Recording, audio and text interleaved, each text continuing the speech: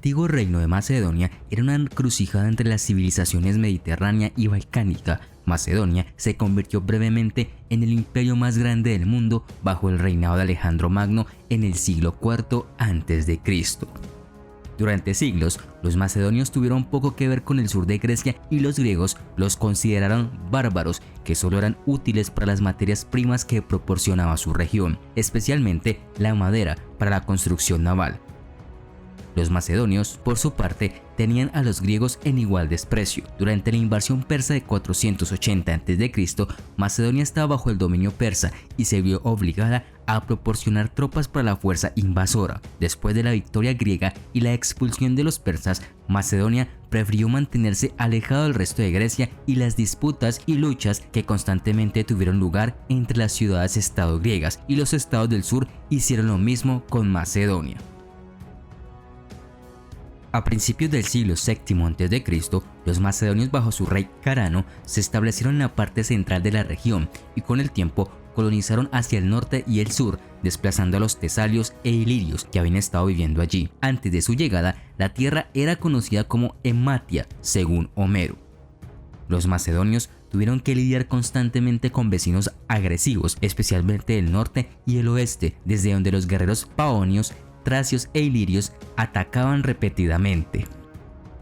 Durante el siglo IV, Macedonia comenzó a desarrollarse de ser una confederación de tribus y ciudades-estado a ser un reino unificado. Al mismo tiempo, la cultura griega se generalizó en el interior. Estos desarrollos internos fueron acompañados por una mayor participación política con las ciudades-estado de Grecia propiamente dichas.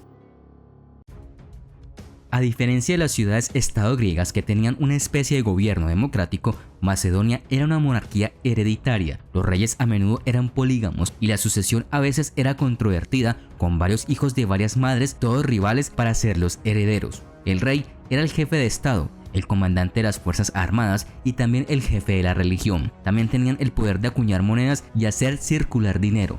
A pesar de que el rey tenía el poder supremo, convocó un consejo llamado Sinedrión. El Sinedrión estaba compuesto por hombres macedonios de alto rango y se reunían para discutir problemas y darle consejos al rey. El rey no podía elegir a los miembros del Sinedrión porque a algunos de ellos se les había garantizado un lugar por derecho de nacimiento. La principal dinastía gobernante de Macedonia fueron los Argeats, a la cual pertenecían Filipo II y Alejandro Magno, quienes expandieron y fortalecieron Macedonia. Filipo II gobernó desde 360 hasta 336 a.C. y su reinado fue un importante punto de inflexión para Macedonia. Fue el tercer hijo del rey Amintas III y creció como cautivo en Tebas, donde en realidad recibió una gran educación. Cuando sus dos hermanos mayores murieron, él se convirtió en el heredero y finalmente tomó el trono.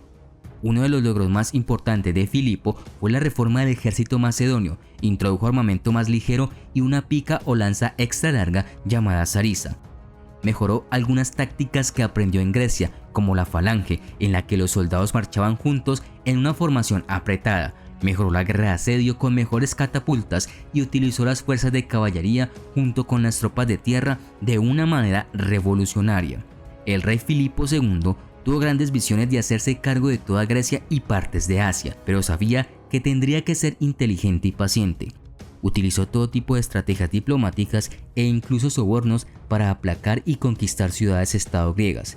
Era brillante haciendo que ciudades-estado lucharan uno contra otro, inflamando sus rivalidades para que no se unieran contra él. Filipo somete a los griegos después de expandir sus fronteras hacia el norte y el oeste, luego hacia el este y el sur, hacia Grecia. Pronto había expandido el poder macedonio a lo largo de la costa que los atenienses consideraban que estaba en su esfera de influencia. Luego se trasladó hacia el sur y ocupó Tesalia, después de derrotar a Atenas en el 353 a.C. Macedonia fue reconocida como una de las principales potencias del mundo griego.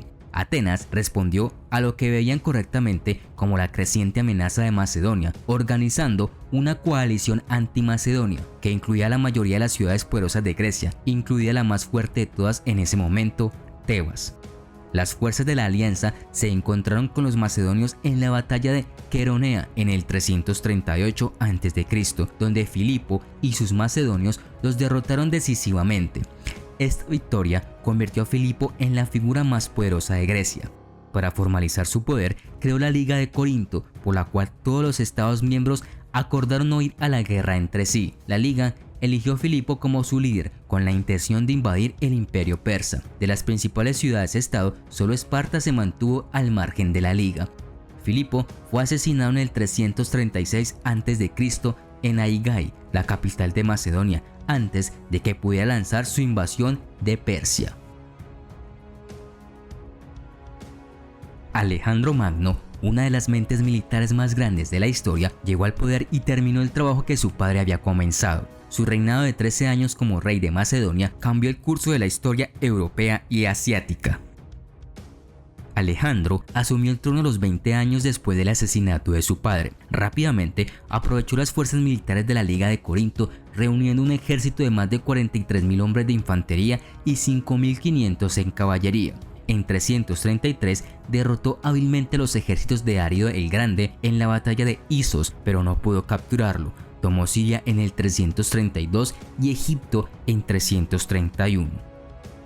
Entre sus objetivos en la conquista, sino su objetivo principal, estaba la unificación y la combinación de culturas, por lo que difundió el pensamiento, el lenguaje y la cultura helenísticos donde quiera que fuera. En 331, Alejandro derrotó a Darío en la batalla de Gaugamela y poco después Darío fue asesinado por su propio guardaespaldas. Alejandro era ahora el gobernante de todas las tierras que anteriormente tenía Persia, pero siguió adelante en un intento de conquistar la India en el 327 a.C.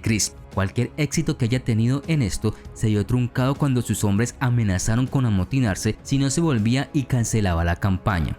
Desde el momento en que comenzó sus conquistas hasta las consecuencias de su muerte, el imperio de Alejandro Magno se mantuvo unido por la personalidad, la leyenda y las victorias militares de un hombre.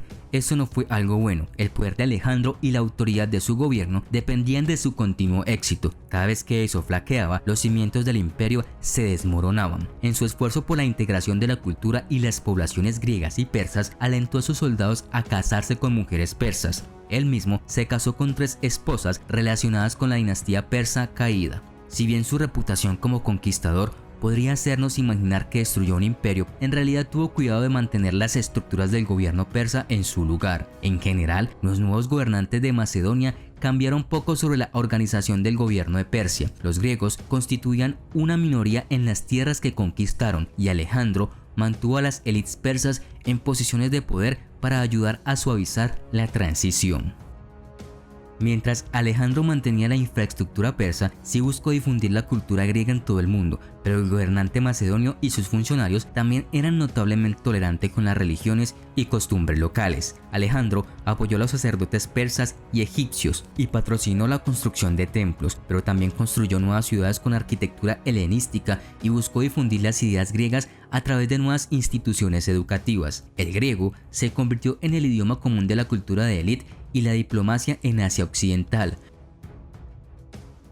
Las ciudades que fundó Alejandro se convirtieron en importantes intersecciones de redes comerciales nuevas y antiguas que conectan Asia con el Mediterráneo. El arquitecto de Alejandro, Dinócrates, fue responsable de la planificación de la ciudad de Alejandría en Egipto. Esta ciudad se convirtió en un importante centro comercial que conectaba redes que se extendían desde el Mediterráneo a través del Medio Oriente hasta la India.